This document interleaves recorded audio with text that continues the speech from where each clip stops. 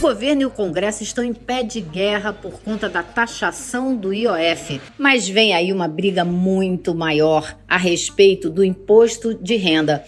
O governo quer isentar quem ganha até R$ 5.000 e cobrar a diferença do andar de cima. Essa é uma discussão que vai ocupar o Congresso o ano inteiro. E para entender como o imposto de renda pode e deve ser um instrumento de justiça social, é que a gente vai conversar hoje com o Dão Real, presidente do Sindifisco.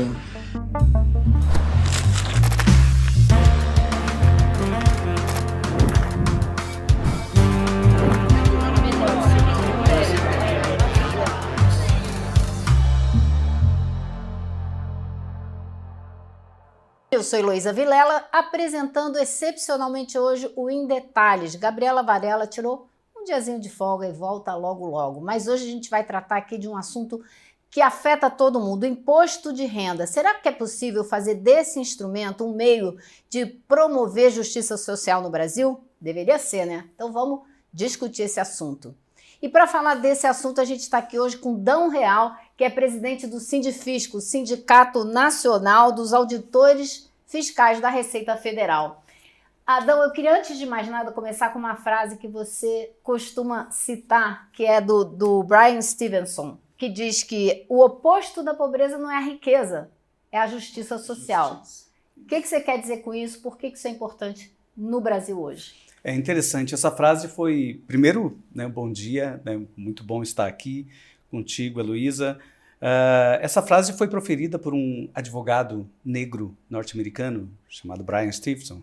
Ele foi formado em Harvard e dedicou a vida dele, mais de 20 anos da vida profissional dele, a retirar, né, pessoas pobres, a maioria pretas, do corredor da morte. Pessoas julgadas, condenadas, e ele conseguiu demonstrar que o julgamento dos pobres e dos pretos sempre tinham falhas. E aí, ele, no decorrer da vida dele, enfim, ele proferiu essa frase, né, para demonstrar que o oposto da pobreza é a justiça, né? É interessante porque a pobreza, ela é uma consequência de uma má distribuição de renda, né? De uma exagerada concentração de riqueza. A pobreza em si, ela é um efeito de um fenômeno chamado concentração, né? Então, à medida que se concentram as rendas e as riquezas, vão surgindo, né, os bolsões de pobreza. E muitas vezes a gente não se dá conta e acha que a pobreza se combate simplesmente sem promover distribuição. Uhum. E, de fato, a única forma que a gente tem de enfrentar definitivamente a pobreza, a marginalização, é combatendo a desigualdade, né? É promovendo a distribuição de renda, é promovendo a distribuição das riquezas. E a gente tem, e no meu campo de trabalho, né, o campo do nosso sindicato, do Sindifisco Nacional e dos auditores fiscais, a gente trabalha com um dos instrumentos mais importantes para promover a distribuição, que é a tributação. Uhum. Né? Ou seja, a gente precisa de alguma forma pensar a tributação como sendo um instrumento de justiça. Uhum. Ou seja, um instrumento que promove uma melhor distribuição da renda e da riqueza produzida socialmente por todos, né? E que nada mais é do que enfrentar, de alguma forma, essa alarmante, talvez escandalosa concentração de riqueza que a gente tem no país, né? E a gente está passando por um momento muito importante no que diz respeito a esse assunto, porque o Congresso Nacional está discutindo, ou está começando a discutir a proposta do governo que quer isentar quem ganha até 5 mil de pagar imposto de renda, dar um desconto para quem ganha até 7 mil e cobrar a diferença que o país vai deixar de arrecadar lá do andar de cima. Tá impossível, Dão. Eu estou no Congresso o dia inteiro e estou vendo que tá impossível. A grita é impressionante. E a gente já teve um imposto de renda um pouquinho mais decente ali pelos idos de logo depois da Constituinte, né? Só Exato. Que isso foi modificado também. Então dá pra gente um pouquinho dessa história. O que vocês estão trazendo de proposta? Porque o Sindifisco quer apresentar também propostas para fazer desse imposto de renda algo, digamos, um pouquinho mais decente do que é hoje, né? Claro, Luísa. Veja, o presidente Lula, né, na campanha e nos primeiros dias de governo, ele dizia assim com muita clareza, né, que o principal objetivo era colocar o pobre no orçamento e o rico no imposto de renda, né? E ali estava colocado um desafio, colocar o rico no imposto de renda. Esse era o grande desafio. Quando a gente, em 1988, quando finalmente a gente conseguiu ter uma Constituição de um estado de bem-estar, onde colocamos, né, as bases, os fundamentos para construir um estado de bem-estar social, de um estado social, de um estado garantidor de direitos, né? Os objetivos muito bem definidos no artigo 3º da Constituição, construir uma sociedade solidária, livre, justa, erradicar a pobreza é um objetivo constitucional, diminuir a desigualdade também é um objetivo constitucional. Depois, no artigo 6º, um conjunto todo de direitos sociais. Isso foi algo absolutamente inédito na história do país, né? Ou seja, só foi possível naquele momento. Interessante que aquele momento, em 1988, foi também exatamente o momento em que desembarcava no Brasil toda uma doutrina anti-Estado, que é a doutrina neoliberal. Ou seja, toda uma onda, toda uma construção teórica de negação do estado de bem-estar. Estava se enfrentando o estado de bem-estar social em toda a Europa, para diminuir as políticas públicas, para reduzir os investimentos públicos. Então, houve um certo paradoxo, exatamente no período em que a gente finalmente constrói as bases para o estado de bem-estar, é justamente o mesmo período em que as forças contra o Estado, ou forças propagadores de Estado mínimo, também chegavam no país nesse mesmo momento. E a gente está vendo agora na Europa o resultado que isso teve. Exatamente. Nos Estados Unidos. Exatamente. É o avanço da extrema-direita, o empobrecimento cada vez maior da população. As capitais europeias hoje tem um monte de gente morando na rua, coisa que não existia. Então, continuando. Pois veja bem, então, se de um lado, a gente, pelo lado social, né, criamos toda a estrutura para termos saúde universal, SUS, né, para termos uma previdência universal, ou seja, a primeira vez que se falava do trabalhador, do beneficiário de previdência, que não é trabalhador formal, o agricultor entrou para a previdência, educação pública, a partir dali começa a se construir para se universalizar, né? Hoje a gente já tem uma educação pública praticamente universalizada, mais de 82% das crianças em idade escolar estudam em escola pública, né? Saúde praticamente universalizada, 75% das pessoas só tem o SUS, e o SUS é uma rede imensa, complexa, mas isso se deve a partir da Constituição. Mas ao mesmo tempo, a tributação, ela passou a ser atacada. Porque a tributação ela é um instrumento para construir o estado de bem-estar social. E a tributação progressiva é um instrumento para construir o estado que promove a redução de desigualdade. Então, veja, o principal imposto para promover a redução das desigualdades no campo tributário é o imposto de renda. Em 1988, como tu mesmo falaste, a nossa tributação da renda da pessoa física, ela tinha 7 alíquotas. A alíquota mais elevada era 45%. Estava mais ou menos alinhada com a tributação da renda dos países da OCDE, dos países europeus, era em torno de 45%. Em 1989, um ano depois da Constituição, se modificou a legislação do imposto de renda, reduzindo para apenas 2 alíquotas, e a alíquota máxima baixou de 45% para 25%. Olha o que é a sinalização, né? A alíquota máxima é sempre a alíquota que incide sobre as maiores rendas. As alíquotas baixas sobre as rendas mais baixas. As alíquotas maiores sobre as maiores rendas. Então, as maiores rendas, um ano depois da Constituição, foram desoneradas de uma alíquota de 45% para 25%. É uma discrepância enorme entre o texto constitucional, que exigia determinadas medidas de promoção da justiça social, de educação universal, saúde, e tirar dinheiro do Estado, que é o que ele precisa para fazer com que essas políticas existam. Exatamente. Então, ali começou a se construir uma reforma tributária. Mas não uma reforma tributária como essa que estamos vendo hoje, em que todo mundo está enxergando e olhando e escrevendo e assistindo o tempo todo. Não, lá era uma reforma tributária silenciosa. Era aquela reforma tributária que visava desonerar os ricos. Então começa em 89, depois na metade da década de 90, em 1995, vem uma nova lei, uma lei 9.249, dia final do ano, 31 de dezembro, né? Porque normalmente naquela época as leis eram publicadas no final do ano para valer no início do ano que vem, do ano seguinte. E esta lei desonerava de vez todas as rendas de lucros e dividendos. Rendimentos decorrentes de lucros e dividendos passaram a ser isentos. Ou seja, além de ter reduzido a alíquota de 45 para 25, a partir de 96, portanto, as maiores rendas passaram a ser isentas, que são as rendas decorrentes de lucros e dividendos. Com isto, houve ali a gente chama de desidratação do imposto de renda, né? O imposto de renda ele ficou esvaziado, porque as grandes rendas saíram da tabela, deixaram de pagar imposto. Para compensar esta perda de arrecadação, qual foi a medida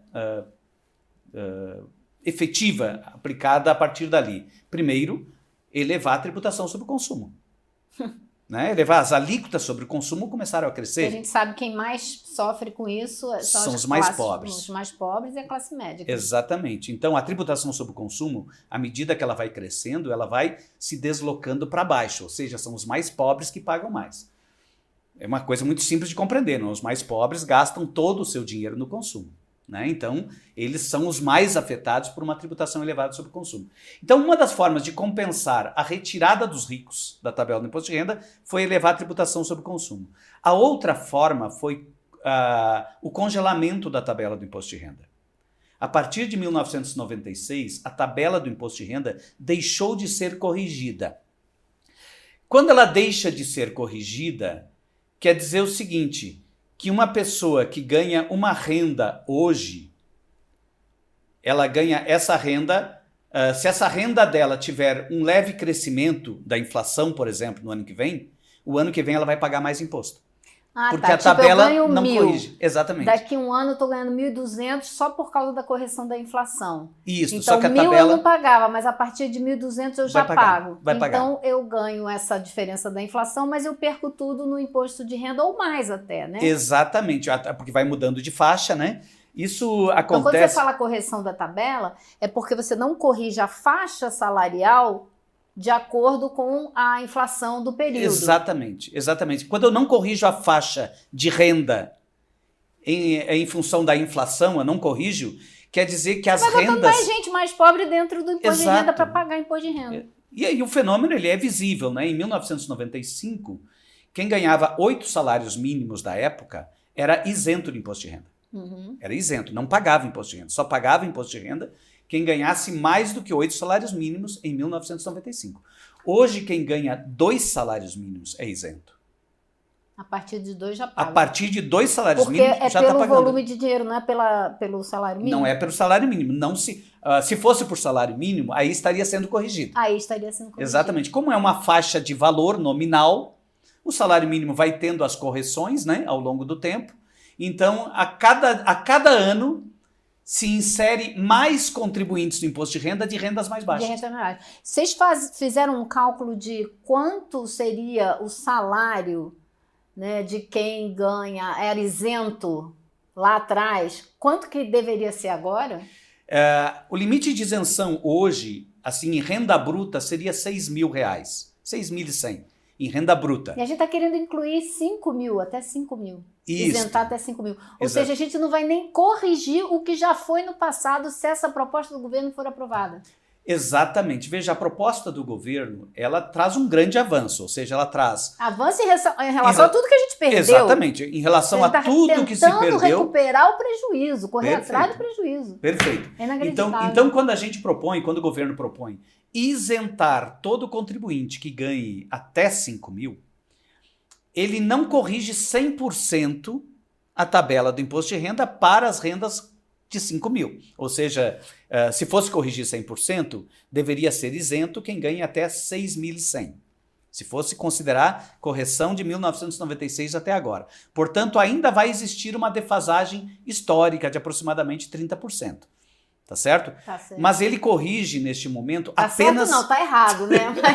Mas tudo bem. Já é um grande avanço, né? Imagina, já é um grande avanço. Recuperação de perdas. Recuperação de perdas, exatamente. Eu acho que estamos recuperando perdas históricas para quem ganha menos. Esse é um fato, recuperando parcialmente perdas históricas de quem tem renda menor.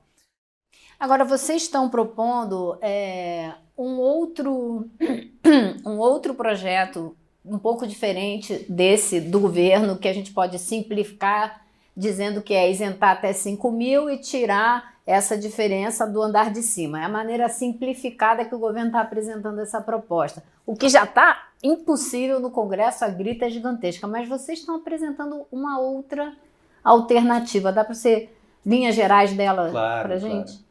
E veja que é uma gritaria por quase nada, né?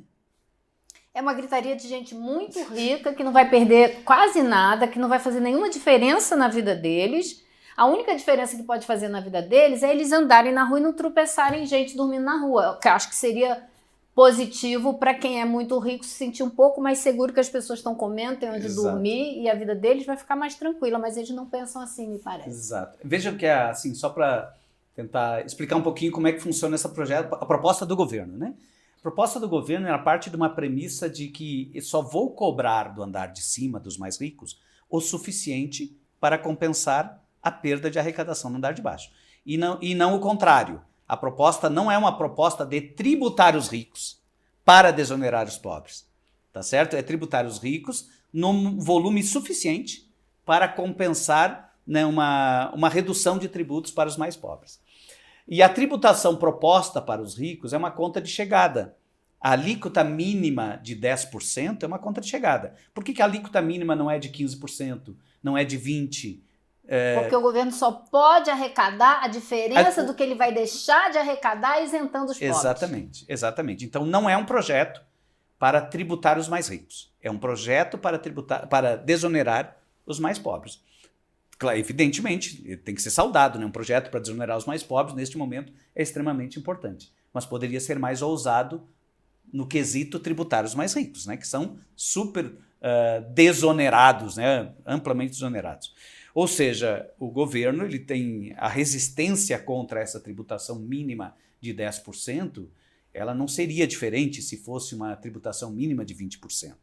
Né? A resistência é a mesma. A resistência é a mesma. A resistência é a mesma. Se fosse 5%, teria a mesma resistência. Então, já que vai ter a resistência, parte logo para 20%. Exato. Nós fizemos 2 estudos. O primeiro estudo, a gente mostrou o seguinte. Existe uma alíquota máxima efetiva. Alíquota efetiva, para a gente entender o que é alíquota efetiva. A gente pega todo o imposto pago por uma pessoa e divide por toda a renda dessa pessoa. Isto é alíquota efetiva. A alíquota efetiva não é aquela alíquota que está na tabela do imposto de renda, 7,5%, 15%, 22,5% e 27,5%. Não é aquilo é alíquota nominal. A alíquota efetiva você pega quanto de fato a pessoa pagou de imposto de renda e compara isso com a renda toda dela. Com a renda total. Então, se ela pagou 10%, quando você compara com a renda toda, você vai ver que ela pagou 0,2% do que ela realmente tem. Exatamente. Né? Então, quando a pessoa tem muita renda isenta, a alíquota efetiva fica muito baixa. Que é o caso dos mais ricos. Então, a alíquota efetiva do imposto de renda, ela vai crescendo até uma renda de 20 salários mínimos. Crescendo, vai crescendo. Chega em 12%.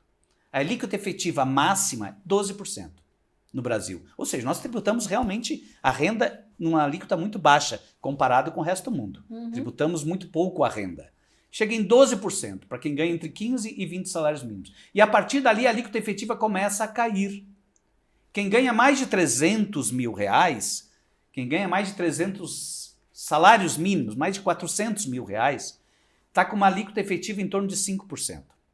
Quem ganha mais de 1 milhão, a alíquota efetiva cai para 2%, 1%, de 1% a 2%. Alíquota efetiva, porque a maior parte da renda desse povo é renda isenta. Por isso que lucro, dividendo. Exatamente. Principalmente lucro e dividendo. Este ano, por exemplo, tem mais de 1 trilhão distribuído de lucros e dividendos isentos. Então, é muito dinheiro que é distribuído sem pagar nenhum centavo de imposto. Deixa eu te fazer só uma pergunta. Para falar desse 1 trilhão, eu acho que isso é um dado interessante, porque a gente fala de números, né? E é uma coisa tão pouco palpável, mas você estava falando outro dia que 1 trilhão, se você taxasse esse 1 trilhão, você poderia ter aí na mão do governo mais de 200 bilhões e que você precisa, para acabar com a fome no país, 25 bilhões por ano. Isso é um dado da OIT, né? Então você poderia arrecadar 200 bilhões e acabava com a fome com 25 bilhões por ano. Tem alguma coisa muito errada no Brasil. Vejo que a gente contesta muito, né, que a desigualdade e a fome, elas não são impossíveis de serem combatidas, né? A desigualdade não é possível de ser reduzida, a fome não é impossível de ser erradicada, a pobreza não é impossível ser erradicada, né? Essa é uma decisão de natureza política. Nossa proposta, claro que não é a proposta ideal. Eu estava falando, né? O ideal é desfazer a reforma tributária silenciosa que ocorreu na década de 90. A gente sabe que a correlação de forças do governo, da sociedade, correlação de forças políticas, não permite esse tipo de ousadia neste momento, né? Mas, dentro da proposta que o governo apresentou, há algumas medidas que poderiam ser implementadas para melhorar a proposta. Melhorar. Primeiro, a desoneração de quem ganha até 5 mil precisa ser preservada. Essa é a primeira questão. Desoneração de quem ganha até 7 mil, desoneração parcial, também precisa ser preservada. E a tributação das altas rendas também precisa ser garantida. Mas tem toda uma faixa intermediária entre quem ganha 7 mil reais e quem ganha 30, 40 mil reais, que poderia ser contemplada também na medida com uma correção da tabela de imposto de renda. Uma correção parcial. Se pudesse conciliar a proposta do governo, incluir na proposta do governo uma emenda que corrija 15,78%, da onde saiu esse percentual? 3 anos de inflação. Então você está falando daquela correção que nunca foi feita e tal, fazer um pouquinho um pouquinho agora. Pegar a inflação dos últimos 3 anos, aplicar sobre as faixas de renda. Perfeito. E aí sim você ter as novas faixas de renda para poder fazer a cobrança do imposto de renda. Exatamente. Ou seja, a gente está corrigindo menos de 20%, né? Isso na prática significa o quê? A pessoa que ganha 10 mil e tem um determinado índice de imposto de renda, ela vai pagar esse índice só quando ela estiver ganhando quanto? Veja, todos pagariam menos imposto. Começa assim, se eu corrijo 1 ano de inflação, todos o ano que vem pagam menos imposto. Se eu corrijo 2 anos, pagam um pouco... Menos ainda. E 3 anos, menos ainda, né? Ou seja, todos pagariam um pouco menos de imposto a partir do ano que vem. Se a gente conseguisse implementar esse projeto do governo com essa correção de 15,78%. 15 são 3 anos de inflação. Seria 2023, 2024 e a previsão de inflação de 2025. Evidentemente que isso não corrige toda a perda histórica, mas corrige parcialmente as perdas. Se daqui a 3 anos ou se o ano que vem a gente consegue corrigir mais 3 anos, quer dizer, a gente vai aproximando a tabela, né? Esta medida, ela faz com que todas as camadas de renda, todos os níveis de salário, rendas tributadas, portanto, salário é tributado na fonte. A renda de lucros e dividendo não, porque ela é isenta, né? Mas salários, todos os assalariados pagariam menos imposto de renda. Ao invés de contemplar, na proposta do governo, que contempla cerca de 12 milhões de pessoas, a gente passaria a contemplar 38 milhões de pessoas. Então você inclui no grupo de pessoas que vai ter algum benefício com essa mudança no imposto de renda, um número enorme de mais de 20 milhões de pessoas. Mais de 20 milhões de pessoas. Ou seja, você ganha mais gente para a proposta de taxar lá em cima. Perfeito. Ou seja, a resistência à taxação do andar de cima, ela é muito grande. A gente sabe, veja aí o que está acontecendo no Congresso pela tributação de um valor mínimo de 10%, né? Então, se não tiver alguma contrapartida do ponto de vista de engajamento dos movimentos sociais, de engajamento dos trabalhadores, de todos os sindicatos, na defesa dessa proposta, há uma grande chance de esta resistência do setor mais rico prevalecer. Como sempre acontece, costuma acontecer em muitas questões, sempre não devo dizer, mas muitas vezes acontece dentro do Congresso, porque os setores mais ricos têm mais voz lá dentro, eles têm mais dinheiro para pagar quem faça barulho para eles. É claro que essa proposta que o sindicato apresenta, ela tem um custo, né? Ela tem um custo, porque a proposta do governo tem um custo. A proposta do governo de desonerar quem ganha até 7 mil tem um custo estimado de 25 bilhões. Custo por quê? Ora, é arrecadação a menos. de 25 bilhões. A gente poderia chamar isso não é custo, isso é investimento. É investimento, porque são 25 bilhões que se injeta diretamente na economia, né? A pessoa deixa de pagar imposto, ela vai para o mercado para fazer compras. Ela compra. Então então é um investimento público na atividade econômica, mas é uma perda de recursos para o governo, 25 bilhões. Ele busca esses 25 bilhões numa alíquota entre 0% e 10% para rendas acima de 50 mil mensais, alíquota mínima, né, de 0% e 10%, incidindo uma alíquota mínima de 10% somente para quem ganha acima de 100 mil por mês. E como é que vocês fazem esse ajuste para poder compensar essa perda na ainda nossa, maior? Na nossa proposta, essa perda aumenta, porque a gente está corrigindo linearmente a tabela, essa perda estimada é da ordem de 43 bilhões. Isso vai de 25 bilhões para 43. E a compensação se daria por uma alíquota mínima, mesma regra que o governo está usando. Nós não estamos mudando a lógica. Uma alíquota mínima que parte de 50 mil, como o governo propõe, mas termina em 15% para quem ganha acima de 200 mil por mês. Em vez de 10%. Em vez de 10% para quem ganha acima de 100 mil. Então é uma alíquota mínima que vai de 0 a 15% e 15% incidiria somente sobre quem ganha 2 milhões e 400 por ano. Seria 200 mil por mês. Com esta medida, a gente conseguiria arrecadar a mais em torno de 56 bilhões. 43 para 56 bilhões. Com um pouquinho de folga ainda. Exatamente. Com esta folga de arrecadação, seria possível compensar os estados e os municípios pelas perdas que os estados e municípios vão ter, inevitavelmente, em razão da isenção dos 5 mil. Já evoluiu muito, porque o engajamento das pessoas hoje, por exemplo, hoje a ideia tributária os super ricos é uma ideia que está na boca do povo, está na boca do presidente da República, até em organizações internacionais se fala tributar os super ricos, a necessidade e a emergência de tributar os super ricos. Há 10 anos atrás não se falava disso, não se podia falar disso. Não, a imagem, por exemplo, que o Haddad apresentou no Congresso outro dia de que não é possível que o zelador pague o condomínio do prédio e o dono da cobertura não pague. Eu acho que esse tipo de coisa vai deixando claro para a população do que a gente está falando, porque Exato. Eu acho que essa discussão tributária, muitas vezes, ela fica envolta numa linguagem técnica, econômica, muito número, muita cifra, que as pessoas não conseguem entender. Exatamente. Mas quando a gente explica o pão, queijo, que na verdade você só tem saúde e educação universal se os super ricos contribuírem com a parte que eles têm que contribuir, porque afinal de contas eles moram nesse país também. Exatamente. Né? Então eles têm que dar a contribuição deles. A gente costuma dizer que se acabasse com o Estado, né, a ideia, por exemplo, do Estado mínimo, vamos acabar com o Estado, né, cada um fica com o seu dinheiro e vai para o mercado comprar as coisas que precisa, que a gente costuma dizer o seguinte, ó, o pobre sobrevive.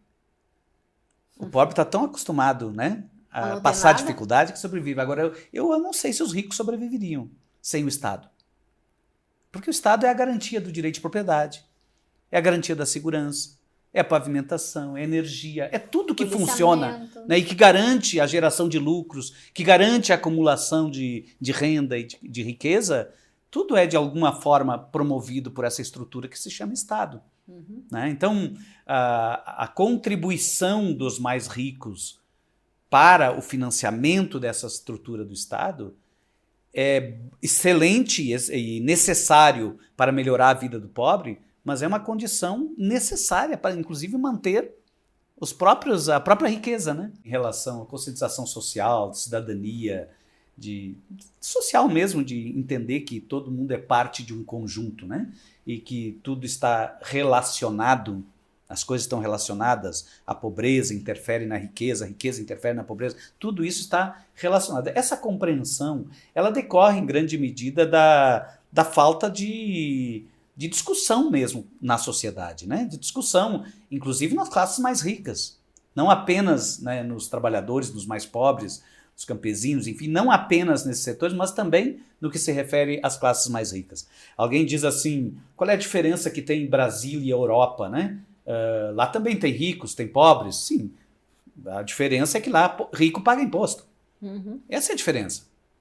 Os ricos pagam tributos. né? E permitem que a desigualdade se reduza. Porque a desigualdade original, ela é mais ou menos, ela é muito parecida em todos os países. A situação toda de mercado, ela produz desigualdades naturalmente. A única diferença entre sociedades mais igualitárias e menos igualitárias é o Estado. Ou seja, é a estrutura do Estado cobrando tributos de forma progressiva e gastando de forma progressiva.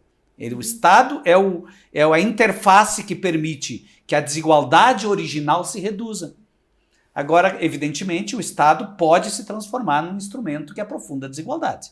Ah, sim, como a gente tem visto, né? E na tributação, por exemplo, é isso que acontece. No Brasil, a tributação aumenta a desigualdade. Isso é um fato, cientificamente comprovado. A tributação, que é uma política pública.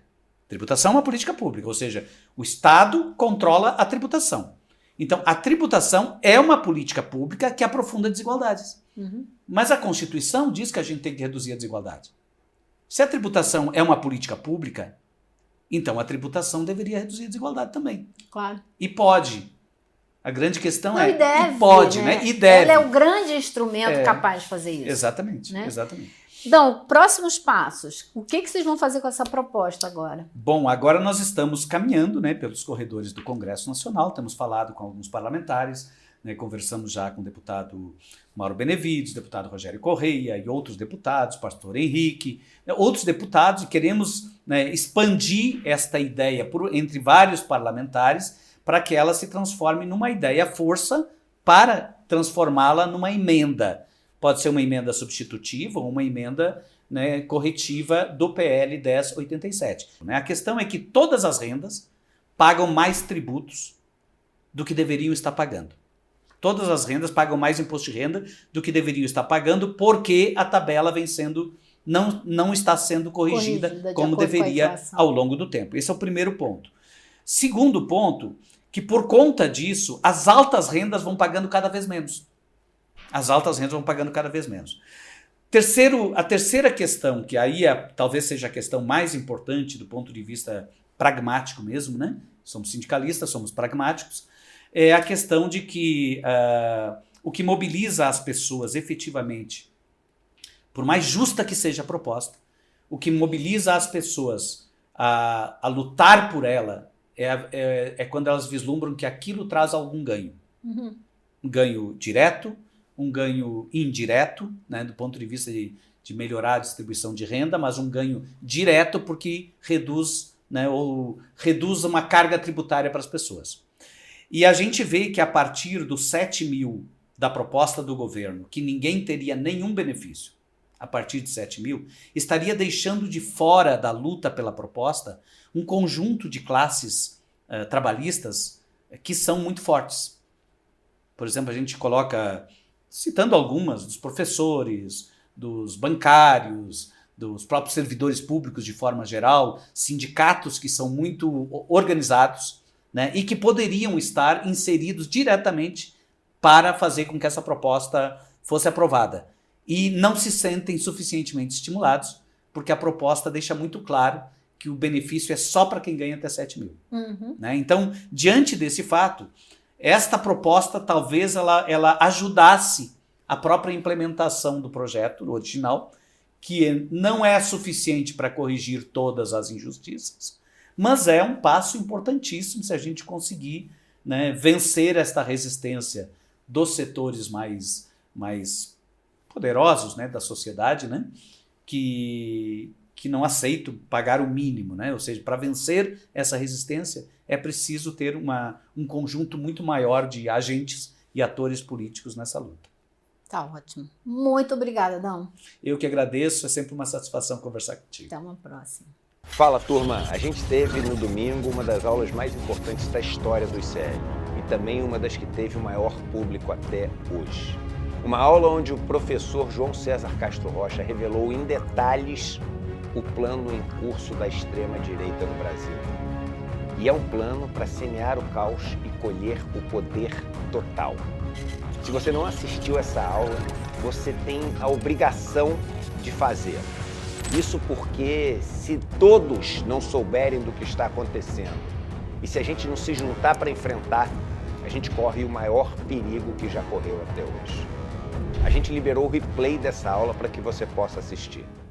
O ICL está em todo lugar, na palma da sua mão, na TV da sua casa e até nos seus ouvidos. Para ir além da manchete e mergulhar com apuração e contexto de verdade, acesse iclnoticias.com.br. Siga o ICL, compartilha e vem com a gente. Informação para quem pensa.